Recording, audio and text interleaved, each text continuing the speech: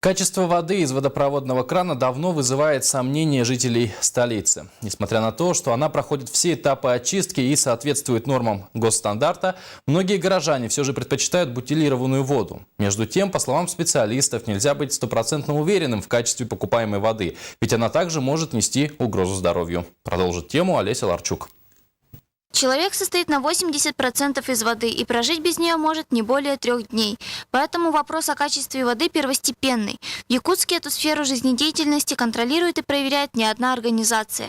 По нашей ежедневной работе с Управлением Роспотребнадзора Республики Саха-Якутия я могу смело сказать, что на сегодня вода нашего города по микробиологическим показателям соответствует всем гигиеническим требованиям, но это считается условно патогенной.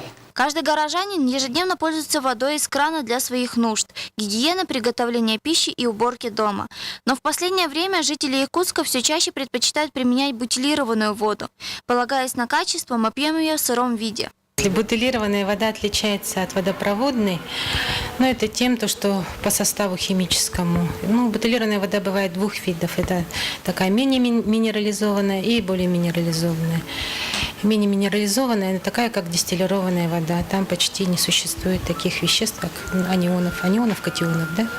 А более минерализованная вода – это бутилированная, она с высоким содержанием натрия, хлора. Водопроводная вода в порядке хлоридов бывает 20-40 примерно концентрация. Пить сырую воду опасно. Кишечные инфекции, лимблиоз и другие вирусы усложняют жизнь и могут довести до больничной койки.